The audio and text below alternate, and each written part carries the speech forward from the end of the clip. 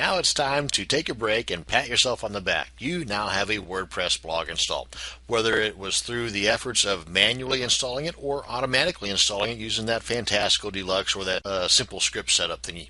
Either way though, you now have zero excuses on having a WordPress blog. You need to have one. You can now have one. You have one now. Now then, what we're going to do is I want to cover in this short little video how to update your WordPress blog, because there will be from time to time upgrades of a major scale and of a minor scale, like where little bug fixes are taken care of to plug security holes, that you'll need to update your WordPress blog version. Now, as you recall, in our last video, I installed an older version of WordPress so that I can take this moment and show you how to upgrade. And if we go back to our dashboard here, we can just click on that, and we are now in our dashboard right here. You can see up along the top here, and this is as of like 2.7, version 2.7-ish or something like that, that WordPress got it going and started integrating their upgrade process inside of WordPress, whereas before you had to do it manually.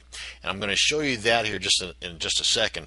But as far as upgrading, it's very, very simple. You want to just click on this, and as a matter of fact, there's another method too, and that would take you to the upgrade page. Or you can come on down here to, I believe it's Tools, and click on Upgrade. Now then, before I click on this button right here, as it says here, you should have a backup done just in case something goes wrong. I mean, 99.9% of the time nothing will go wrong, but it's better to be safe than sorry. And if you recall from way back whenever we first started this video series, in creating our organizational files, you got a folder in there for backups. Well, now's the time to go ahead and use that. Go ahead and do a backup just to be on the safe side. And if you are just starting out, and this is a brand new install, not that big of a deal. You can go ahead and just kind of play with fire. Just don't do a backup. But if you've got a blog that's a couple of years old, or it's just well seasoned, you got a lot of posts in there, a lot of quality comments, a lot of work went into it, you definitely want to err on the side of safety and get a backup just to be on the safe side. Now, I'm going to come back to this here in just a second. Let's head on back over to our FTP client, and if in fact you were to, for some odd reason, have to upgrade to a newer version via an FTP client or do it manually, there's a couple of things. It's real simple. You just got to keep one thing in mind. There are two items that you do not want to overwrite, because basically you've got your current version here. Let's just assume, play along with me now, that this is the new version you're uploading. So you would normally just grab all these guys, toss them on over here, overwrite the existing ones, everybody's happy. That is still the case. However, the WP config you want to leave alone, and the WP content you want to leave alone, because inside of here is all of your plugins, your guts, basically the look and feel of your blog, the theme and everything. So you want to leave this guy alone, you want to leave this guy alone. You want to be on the safe side, simply delete this and the config file from your new install, and that way you don't have to worry about overwriting those guys here.